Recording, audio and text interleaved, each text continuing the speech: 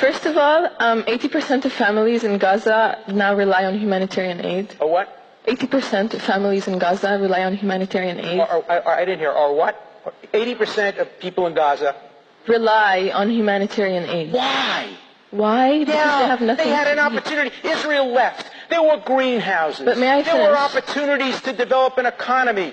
The fact that they're all on goddamn welfare really shows something. They're in refugee camps. That's all self-induced. Be self-reliant. Build a state. Do something right. Work instead of going out and make rockets. I'm not feeling sorry for people who rely on the United Nations. Build a state.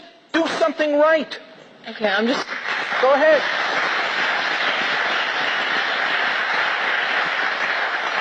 I'm going to move on to my question. Yeah. I'm going to move on to my question, if that's okay. Yeah. I'm a Palestinian citizen of Israel. My grandparents were internally displaced from Jaffa to Nazareth and from Ain Harod to Bisan, where my grandparents, his land in Ain Harod was confiscated by absentee property law, despite being present by all means. And now there's a kibbutz on his land that produces, I think, the most olives in Israel. Now, I'm not the only one. 24% of Israeli citizens are not Jewish. And now, I cannot marry... Please ask your question. We're running out of time. Yeah, okay. What I'm trying to say is that Israel, by definition, and is not a democratic state. You have the right of return law that says that any Jew can return to Israel. You know but I cannot marry somebody from Ramallah without... You know that the Palestinian Authority has a right to return law? Is the Palestinian Authority a racist state? Yeah, but my land is in Jerusalem. No. We'll put that aside. The Palestinian Authority has a law of return. China has a law of return. Germany has a law of return. If there's one country in the world that is entitled to have a law of return, it is certainly the one country in the world whose citizens were murdered, 6 million of them, because no state would accept them.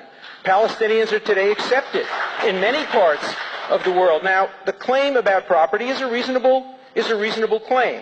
800,000 Jews have similar claims in Yemen, in Iraq, in Egypt. Over 1 million Sudeten Germans have claims like that. Pakistanis, Bangladeshians and Indians have claims like that. Cypriots have claims like that. But in every other situation, the refugees have moved on. There is in life a statute of limitations. We're 50 years beyond 1940. We're 60 years beyond 1948. Get over it. Move on. Build yourself a state. Don't live in the past. Don't live in refugee camps.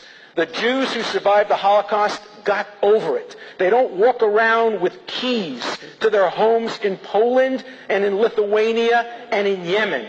They live in the present and in the future. The time has come for the Palestinians to move on. Look, I'm not saying this, and I don't agree with what I'm going to say. But why don't I say that Jews move on from the Holocaust? They do. They do. They built a state. They won a woman won a Nobel Prize. Holocaust survivors. They're inventing. They're doing productive things. The Palestinians tragically are living in the past. They're rooted in their refugee camps. It's not all their fault. It's not all their fault. Many of the other Arab states are using the Palestinians as pawns by keeping them in refugee camps instead of integrating them into the population. They're treating them as slaves. Palestinians have grievances, but the grievances are only partly against the Jewish people. And by the way, I didn't hear the Palestinian grievances between 1948 and 1967 when their land was taken away when they were occupied by the Jordanians and when their land was taken away when they were occupied by the Egyptians. They seem to be more concerned about being occupied and their land being taken away. And remember, there wouldn't have been a single refugee if the Palestinians had accepted the 1948 UN resolution. If they had accepted Israel as a state and built their own state, there wouldn't be a single refugee. The refugee problem is the fault of the fact that Arab states all invaded Israel. That's the truth, isn't it? So, on this note, Amtrak is not going to wait. Unfortunately, we have to cut the evening now because of the train schedule. First of all, thank you very much, everybody, Thank for you. coming. Thank you, Professor Bishop.